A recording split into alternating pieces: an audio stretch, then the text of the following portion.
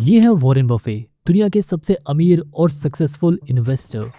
इस इंटरव्यू में Warren Buffett एक किताब के बारे में बात कर रहे हैं, जिस किताब को पढ़कर वॉरेन बफे की जिंदगी बदल गई। It not only changed my investment philosophy, it really changed my whole life. और उनका इन्वेस्टिंग को लेके माइंडसेट भी काफी बदल गया। इस बुक का नाम है द इंटेलिजेंट इन्वेस्टर। ये किताब इन्वेस्टमेंट की दुनिया में इतनी फेमस है कि इसे इन्वेस्टमेंट की बाइबल भी कहते हैं। आखिर इस किताब में ऐसी कौन सी बातें लिखी हुई हैं जिसे पढ़कर दुनिया के सबसे बड़े इन्वेस्टर सर वॉरेन बफेट भी प्रभावित हो गए। इस वीडियो में हम इसी किताब के कुछ जरूरी लेसन्स के बारे में सीखेंगे, जानेंगे, जिसे आप अपनी इन्वेस्टमेंट की जर्नी में अपनाकर एक सक्सेसफुल इन्वेस्टर बन सकते हो।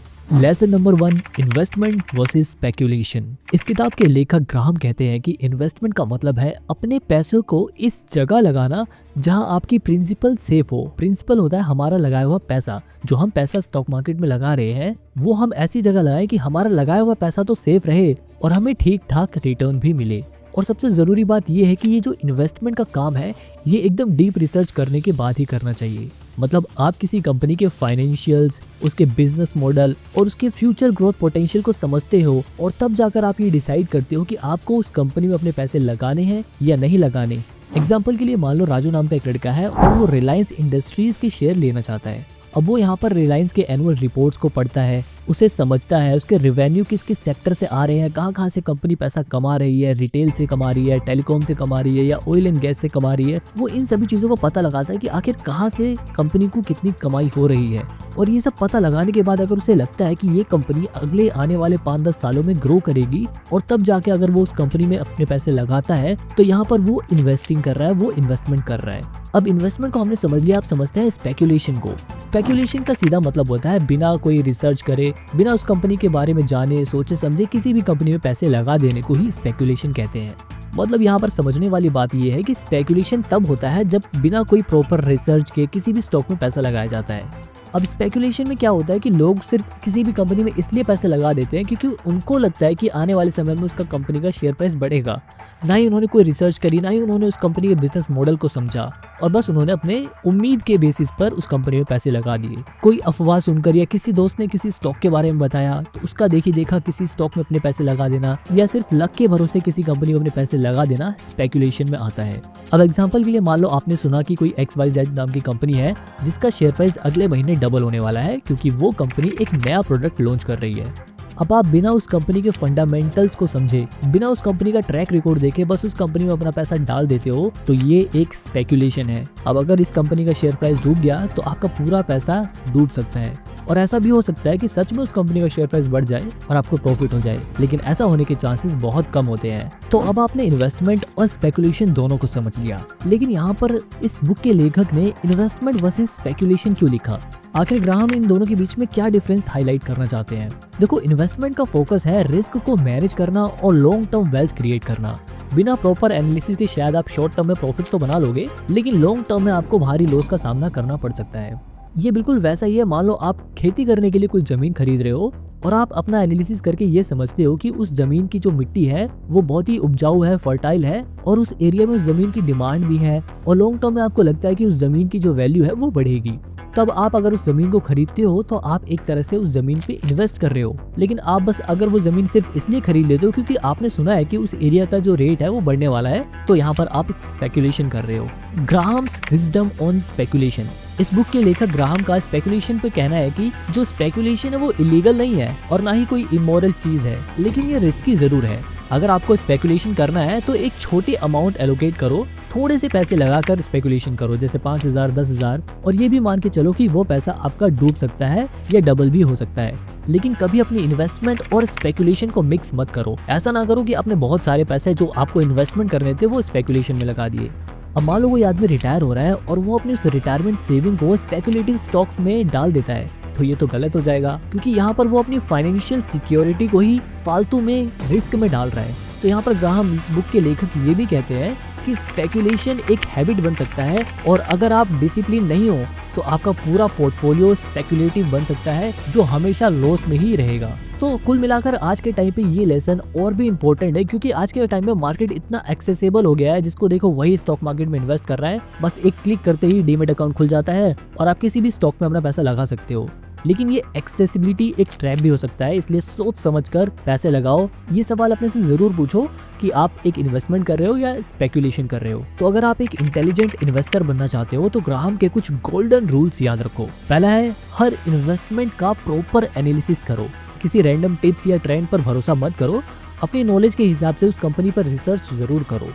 दूसरा है, आपका प्राइमरी और सबसे जरूरी फोकस यही होना चाहिए कि आप रिस्क को मिनिमाइज कर सको। ये नहीं कि क्विक प्रॉफिट कमाने के चक्कर में ऐसी कंपनियों में स्टॉक लगा दो जहां पर पैसा डूबने का रिस्क ज्यादा हो। तीसरा है, डाइवर्सिफिकेशन बहुत जरूरी है।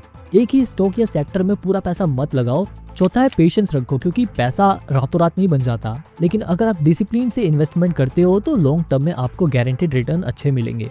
तो दोस्तों, इन्वेस्टमेंट और स्पेकुलेशन का ये फर्क सिर्फ हमारे दिमाग में है, सिर्फ हमारा माइंडसेट है, और जब तक हम इस डिफरेंस को नहीं समझेंगे तब तक हम अपने फाइनेंशियल गोल्स को अचीव नहीं कर सकते।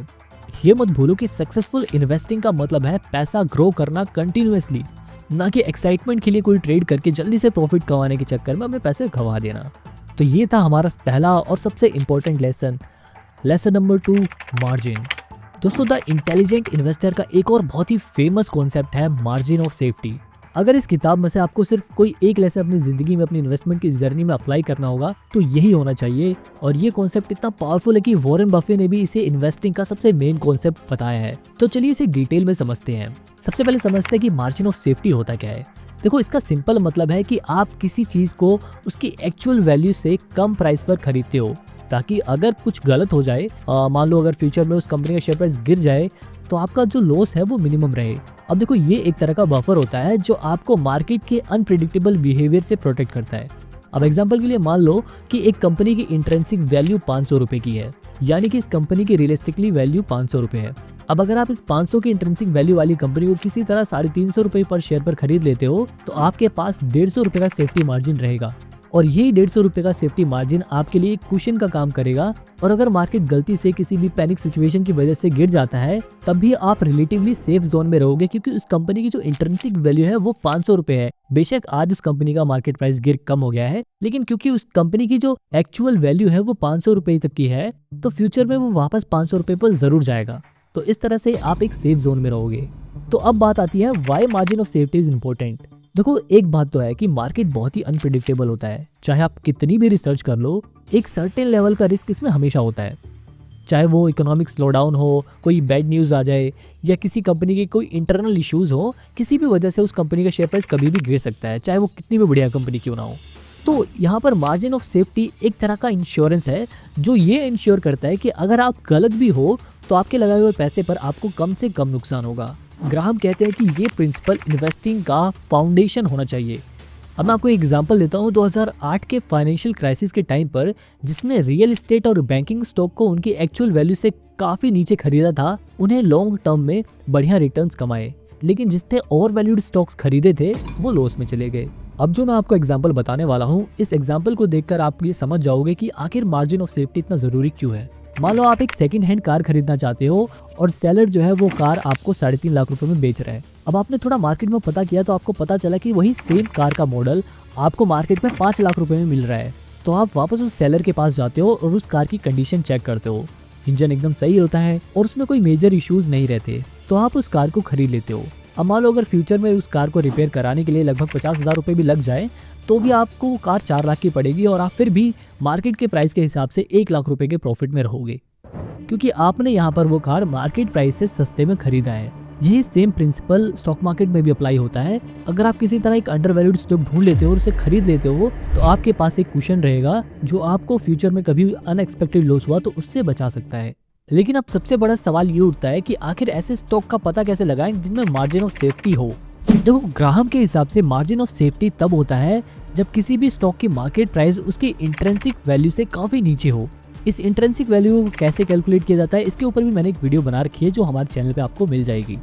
इसके अलावा मार्जिन ऑफ सेफ्टी के लिए आपको फंडामेंटली स्ट्रॉन्ग कंपनियां ढूंढनी होगी। अब कोई भी कंपनी फंडामेंटली स्ट्रॉन्ग है या नहीं है, ये पता लगाने के लिए आपको देखना है कि उस कंपनी का डेट मैनेजेबल है या नहीं है, और दूसरा क्या उस कंपनी का बिजनेस मॉडल सस्टेनेबल है या नहीं है। डेट मैनेजेबल का मतलब कि उस कंपनी ने इतना उधार ना लिया हो कि वो कंपनी उसे पे ही ना कर पाए। और सस्टेनेबल बिजनेस मॉडल का मतलब है कि वो कंपनी ऐसा बिजनेस कर रही हो जो फ्यूचर में भी चले, ऐसा ना हो कि अभी तो चल रहा है लेकिन फ्यूचर में बंद ही हो जाए। इसके अलावा जब मार्केट ओवर रिएक्ट कर रहा हो तब आप उस मौके का फायदा उठा सकते हो, क्योंकि किसी भी अननेसेसरी पैनिक वाली सिचुएशन में मार्केट में कई सारे स्टॉक आपको सस्ते में मिल जाते हैं। तो ऐसे मौके का फायदा उठाकर आप मार्जिन ऑफ सेफ्टी के साथ किसी भी स्टॉक में इन्वेस्ट कर सकते हो। तो अगर आप मार्जिन ऑफ सेफ्टी के इस कॉन्सेप्ट को फॉलो करते हो तो आपको एक जो सबसे जरूरी चीज ध्यान रखनी है वो है अवॉइड ओवरपेइंग। मतलब मान लो आपने कोई भी एक स्टॉक डिसाइड किया कि मेरे को इस कंपनी का शेयर खरीदना है। अब सपोज करो उस कंपनी का शेयर प्राइस 1000 रुपए है, लेकिन आपके एनालिसिस के हिसाब से उसकी एक्चुअल वैल्यू 800 रुपए है। तो अब बेशक यहाँ पर ये कंपनी अच्छी है, लेकिन आपको यहाँ पर पेशेंस दिखाना होगा। आपको वेट करना पड़ेगा जब तक उस कंपनी का शेयर प्राइस 800 रुपए तक नहीं पहुँच जाता, क्योंकि अगर आप उसे 800 रुपए तक या 800 रुपए से सस्ते में उस कंपनी के शेयर को खरीदोगे तब आपका ये डिसीजन आपको लॉन्ग टर्म में उस कंपनी में अननेसेसरी अगर कोई लॉस होता है तो उससे बचा सकता है। जबकि अगर आप 1000 रुपए पे इस कंपनी के शेयर को खरीद लेते और तब कहीं अगर इस कंपनी का शेयर प्राइस गिर जाता तो आपको ज़्यादा नुकसान उठाना पड़ता। तो इससे हमें ये पता चलता है कि मार्जिन ऑफ सेफ्टी से हमें ये कोई गारंटी नहीं मिल जाती कि हमें हमेशा प्रॉफिट ही होगा। ये सिर्फ एक टूल है जो आपके रिस्क को मिनिमाइज करता है। अगर आप बिना प्रॉपर रिसर्च के बस सस्ता देखकर किसी भी कंपनी के शेयर को उठा लोगे तो फिर बात वहीं पर आ जाती है कि आप एक स्पेकुलेशन कर रहे हो, इन्वेस्टमेंट नहीं। इसलिए हमेशा कंपनी के फंडामेंटल्स, उसके पास परफॉर्मेंस, उसके फ्यूचर ग्रोथ के पोटेंशियल को एनालाइज करना जरूरी है। अब आज के टाइम पे मार्जिन ऑफ सेफ्टी का कॉन्सेप्ट स्टॉक्स के अलावा म्यूचुअल फंड्स और ETF पे भी अप्लाई होता है। एग्जांपल के लिए अगर निफ्टी 50 इंडेक्स का PE रेशियो 30+ है तो इसका मतलब है कि मार्केट एक्सपेंसिव है और रिटर्न लिमिटेड हो सकता है। ऐसे टाइम पर आपको कंजर्वेटिव रहना चाहिए और वेट करना चाहिए जब वैल्यूएशन रीजनेबल हो। 2020 के कोविड-19 क्रैश के बाद जिसने पेशेंस रखा और अंडरवैल्यूड ब्लू चिप स्टॉक लिए उन्हें 2021-22 में काफी अच्छा रिटर्न मिला। तो यहाँ पर अगर ध्यान दिया जाए तो 2020 के दौरान काफी कंपनियों के स्टॉक सस्ते हो गए थे, अपनी इंट्रिंसिक वैल्यू से काफी नीचे आ गए थे। तो इस टाइम पे जिन्होंने इन्वेस्टमेंट करी उनके पास अच्छा मार्जिन ऑफ सेफ्टी भी आ गया, उनको फ्यूचर में प्रॉफिट भी ज्यादा हुआ। तो दोस्तों, मार्जिन ऑफ सेफ्टी सिर्फ एक इन्वेस्टिंग प्रिंसिपल है। यह आपको हमेशा प्रिपेयर्ड रखता है खराब से खराब सिनारियो के लिए, और जो इंसान प्रिपेयर्ड होता है, तैयार होता है, वही सक्सेसफुल होता है। बेंजामिन ग्राहम का ये प्रिंसिपल हम सबको एक सिंपल सा रिमाइंडर देता है, रिस्क लेने से पहले हमेशा अपने सेफ्टी नेट के बारे में सोचिए। Lesson number 3, market fluctuation. इस कॉन्सेप्ट में बेंजामिन ग्राहम मिस्टर मार्केट के बारे में बात करते हैं। अभी मिस्टर मार्केट क्या है इसके बारे में हम डिटेल में समझते हैं। इस कॉन्सेप्ट से हमें यह पता चलता है कि स्टॉक मार्केट कैसे काम करता है और आप मार्केट के मूड स्विंग से कैसे स्मार्ट डिसीजन ले सकते हो। अब सपोज करो कि ये जो मिस्टर मार्केट है वो एक आदमी है जो आपके पास रोज नए नए ऑफर लेके आता है। कभी इसका मूड बढ़िया रहता है तो ये आपको सेम कंपनी का शेयर सस्ते में बेचने के लिए तैयार हो जाता है, और जब इसका मूड खराब रहता है तो ये आपको वही शेयर महंगे में बेचता है।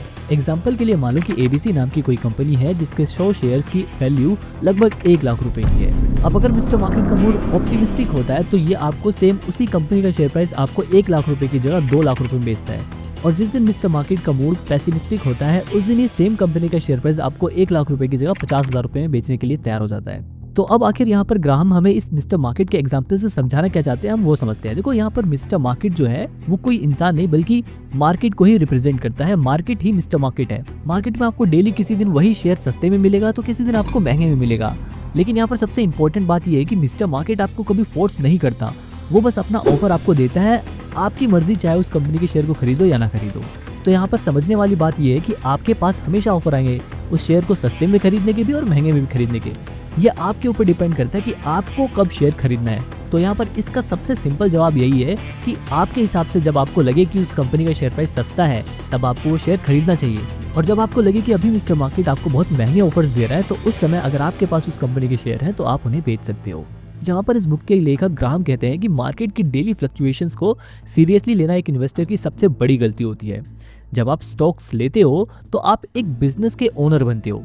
तो आप खुद ही सोचो कि क्या आप अपने बिजनेस को सिर्फ इसलिए बेच दोगे क्योंकि आपके बिजनेस को कोई कम भाव दे रहा है, आपके बिजनेस को लो प्राइस ऑफर कर रहा है? बिल्कुल नहीं ना। सेम इसी तरह 2020 में जब कोविड-19 आया था तो उस दौरान बहुत सारी अच्छी कंपनियों के भी स्टॉक प्राइस काफी नीचे गिर गए थे। तो ऐसे में क्या जिनके पास अपने शेयर्स थे उन्होंने बेच दिए या उन्होंने अपनी कंपनियां बंद कर दी? नहीं ना। सेम इसी तरह 2020 के कोविड-19 लॉकडाउन के दौरान एविएशन स्टॉक बहुत ज्यादा गिर गए थे। लोगों को ऐसा लग रहा था कि अब भाई ये सेक्टर अब शायद कभी रिकवर नहीं कर पाएगा, लेकिन जो इंटेलिजेंट इन्वेस्टर थे उन्होंने ये समझा कि ये सिर्फ एक टेम्पररी डिसरप्शन है और लॉन्ग टर्म में ट्रैवल वापस नॉर्मल हो जाएगा, तब लोगों ने इस चीज का फायदा उठाया। उन्होंने तब लो प्राइस पर फंडामेंटली स्ट्रॉन्ग कंपनियों में इन्वेस्ट किया और जैसे ही वैक्सीन बनी और ट्रैवल रिस्ट्रिक्शन कम हुई, एविएशन सेक्टर ने 2021-22 में काफी अच्छी रिकवरी दिखाई। तो देखो यहाँ पर उस दौरान भी मिस्टर मार्केट ने लोगों को ऑफर दिए, या तो वो एविएशन सेक्टर के स्टॉक्स को सस्ते में खरीद सकते थे, या जिनके पास एविएशन सेक्टर के स्टॉक्स थे वो उनको सस्ते में बेच सकते थे। अब देखो जो लोग पैनिक कर गए उन लोगों ने सस्ते में एविएशन सेक्टर के स्टॉक्स बेच दिए और उन्हें नुकसान उठाना पड़ा। लेकिन जो लोग शांत रहे, काम रहे, उन्होंने मिस्टर मार्केट के इस अच्छे ऑफर का फायदा उठाया और काफी प्रॉफिट भी बनाया। तो सिंपल सी बात यही है कि मिस्टर मार्केट आपको दोनों ऑफर देगा, लेकिन आपको वो फोर्स कभी नहीं करेगा कि आपको शेयर खरीदने हैं या बेचने हैं। ये आपके ऊपर डिपेंड करता है कि आप क्या सोचते हैं उस वक्त और आपके हिसाब से वो ऑफर सही है या नहीं। तो मिस्टर मार्केट से हमें क्या सीखना चाहिए? सबसे पहला, इग्नोर द नॉइज। हर दिन स्टॉक्स का प्राइस ऊपर नीचे होता है, लेकिन आपको अपने एनालिसिस पे भरोसा रहना चाहिए। ना ही जल्दीबाजी में स्टॉक्स खरीदने चाहिए, ना ही उन्हें बेचना चाहिए। दूसरा, बाय लो सेल हाई। जब मार्केट डिप्रेस्ड हो, जब मार्केट में थोड़ा डर का माहौल हो, तो स्टॉक्स काफ़ी सस्ते होते हैं, और जब मार्केट थोड़ा एक्साइटेड होता है, जब लोगों को उम्मीद रहती है, तो स्टॉक्स महंगे हो जाते हैं। और एक इंटेलिजेंट इन्वेस्टर इन्हीं उतार चढ़ाव को अपने फेवर में इस्तेमाल करता है। तीसरा है हैव पेशेंस। अगर प्राइस आपकी डिजायर्ड लेवल पर नहीं है तो वेट करो, मिस्टर मार्केट हर दिन आपके लिए एक नया ऑफर लेके आएगा। चौथा है डोंट फॉलो द क्राउड। जब सब पैनिक कर रहे हो तो आपको काम रहना है, शांत रहना है, और जब सब ग्रीड में हो, लालच में हो, तो आपको कॉशियस रहना है, सावधान रहना है। तो दोस्तों मिस्टर मार्केट एक सिंपल बात सिखाता है, स्टॉक मार्केट का बिहेवियर अनप्रिडिक्टेबल है, लेकिन आपका बिहेवियर प्रिडिक्टेबल होना चाहिए। आपको पैनिक नहीं करना, बस अपनी स्ट्रेटेजी पर स्टिक रहना है, क्योंकि हमेशा याद रखो इन्वेस्टिंग एक लॉन्ग टर्म गेम है। शॉर्ट टर्म में होने वाले मार्केट के उतार चढ़ाव में नहीं बहना हमें। आई होप अगर आप मिस्टर मार्केट के कॉन्सेप्ट को समझ गए तो आप इन्वेस्टिंग के गेम में हमेशा एक कदम आगे रहोगे। Lesson number 5, long term thinking. इस किताब का ही नाम है द इंटेलिजेंट इन्वेस्टर। तो एक इन्वेस्टर के लिए इस किताब से सबसे बड़ी जो सीख मिल सकती है वो है लॉन्ग टर्म थिंकिंग का। देखो स्टॉक मार्केट कोई एकदम से क्विक रिच स्कीम नहीं है कि एकदम से पैसे लगाए और आप अमीर बन गए। यहाँ आपको पेशेंस और डिसिप्लिन से काम करना पड़ता है। अब क्योंकि पैसा बनाना इतना आसान भी नहीं है, तो ऑब्वियसली आपको रिसर्च एनालिसिस के साथ साथ पेशेंस और डिसिप्लिन भी दिखाना पड़ेगा। ग्राहम कहते हैं कि एक इन्वेस्टर के लिए देखो सबसे बड़ा चैलेंज ये है कि अपने शॉर्ट टर्म लालच को इग्नोर करना और अपने लॉन्ग टर्म गोल पर फोकस बनाए रखना। आई होप आपको ये पांचों लेसन समझ आए होंगे। मैं जल्दी से एक बार फिर से समराइज कर देता हूँ इन सभी लेसन्स को।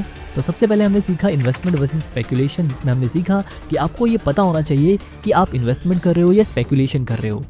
दूसरे लेसन में हमने सीखा कि मार्जिन ऑफ सेफ्टी हमारे लिए कुशन की तरह काम करता है, क्योंकि जो स्टॉक मार्केट है वो बिल्कुल अनप्रिडिक्टेबल है, और अगर हमें उसके लॉस से बचना है तो हमें थोड़ा बहुत मार्जिन लेके चलना पड़ेगा। तीसरे लेसन में हमने मिस्टर मार्केट के बारे में जाना, जो आपके पास डेली ऑफर्स लेके आता है, और आपके ऊपर डिपेंड करता है कि आपको कब उसका ऑफर लेना है, कब इग्नोर करना है। और आखिरी लेसन था कि एक इंटेलिजेंट इन्वेस्टर हमेशा लॉन्ग टर्म थिंकिंग लेकर चलता है। आई होप आपको इस वीडियो से कुछ सीखने को मिलेगा। आप इस वीडियो को अपने दोस्तों के साथ शेयर करके उनकी भी इन्वेस्टमेंट में मदद कर सकते हो। मिलते हैं अगली वीडियो में, तब तक के लिए बाय बाय।